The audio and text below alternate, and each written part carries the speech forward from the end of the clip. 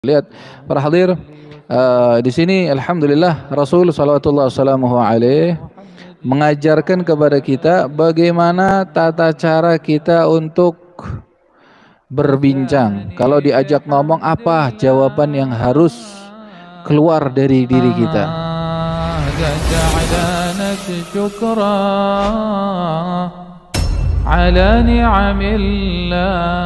Entah ucapan yang keluar dari selain kita berbentuk kebaikan, ataupun yang keluar dari lisan mereka berbentuk sesuatu yang tidak baik, entah itu cacian, entah itu hinaan yang ditujukan kepada diri kita, maka apa sih yang harus terlontarkan dari lisan kita untuk menjawabnya. Jadi syariat mengajarkan tata cara ngomong aja diajarkan. Syariat ini syariat al-mutahharah, syariat yang suci yang dibawa oleh baginda Rasulullah sallallahu alaihi wasallam.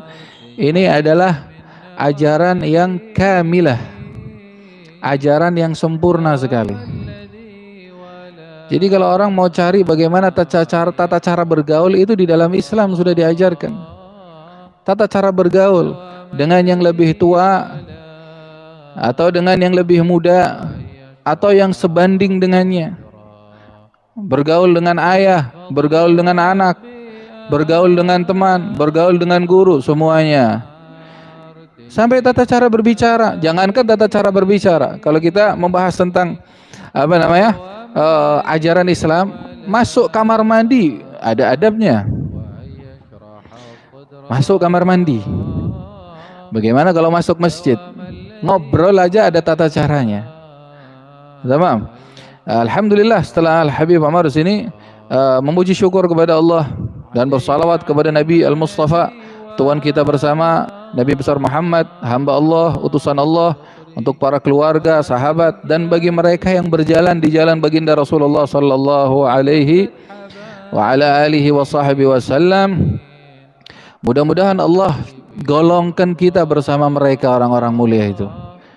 Allah kumpulkan kita nanti di hari akhirat dengan para keluarga Nabi, para sahabat Nabi besar Muhammad, para kaum salihin yang sudah berjalan di jalan Rasulullah sallallahu alaihi wa ala alihi wa sahbihi wasallam. Sesungguhnya dia adalah zat akramal akramin, zat yang maha agung, zat yang maha mulia, zat yang maha dermawan subhanahu wa ta'ala. Amma ba'du, telah datang kepada kita ajaran dari syariat dari baginda Rasulullah sallallahu alaihi wasallam, syariat yang suci untuk bihusnil muamalah, untuk kita baik di dalam tata cara bermuamalah sesama kita. Bergaul, tata cara bergaul itu syariat mengajarkan supaya pergaulan kita satu dengan yang lain itu baik. Bukan hanya sekedar guru dengan murid, atau ayah dengan anak, atau anak dengan ayah, atau murid dengan gurunya, dengan siapapun. Tamam? Ini syariat mengajarkan bagaimana caranya untuk kita bermuamalah baik dengan sesama kita. Tamam? Bihusnil muamalah fil qawli, bahkan di dalam ucapan, cara ngomong itu. Karena lisan ini para hadir, meskipun jurmuhu saghir, meskipun bentuknya kecil lisan, lakin ithmuhu kabir, ini dosanya bisa berat sekali lewat lisan. Sampai Rasulullah SAW waktu berbincang dengan sahabat memberikan peringatan keras di dalam untuk menjaga lisannya. Kuffa alaika hadza, sampai dikasih isyarat, jaga mulutmu ini. Sama Nabi, lisannya Nabi sendiri dipegang. Kuffa alaika hadza, hati-hati dengan lisan. Berapa banyak gara-gara lisan walayadzubillah orang dibunuh, berapa banyak dianiaya, berapa banyak, dan macam-macam. Sebaliknya, berapa banyak lewat lisannya seorang hamba naik derajatnya di sisi Allah Subhanahu wa taala. Lewat ucapannya yang baik mendapatkan kedudukan tinggi di sisi Allah Subhanahu wa taala.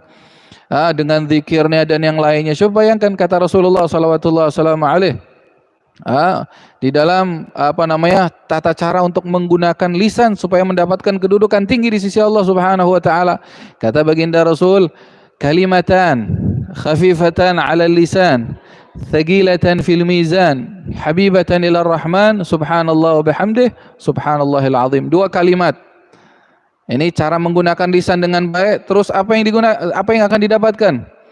Khafifatan 'ala lisan, tentunya diucapkan oleh lisan mudah sekali, tapi timbangannya berat. Thaqilatan fil mizan, habibatan lil rahman, dicintai sama Allah dua ucapan tersebut. Ucapannya apa? Subhanallah bihamdih, subhanallahil azim. Selesai. Sebaliknya, kalau menggunakan lisannya dengan keburukan, ya wala'iyadu billah, nasallallahu al-afwa wal-afiyah, untuk mengadu domba, jurmuhu kabir, ithmuhu kabir, untuk mengadu domba satu dengan yang lain, supaya si A, saudara muslim dengan muslim yang lain bertengkar, bermusuhan, yang satu ngambil kabar supaya ini satu dengan yang lain bermusuhan, ini dosanya besar sekali. Apalagi dia berani untuk mencaci sesamanya. Tamam, betul, dia misalkan punya kekurangan, betul, dia punya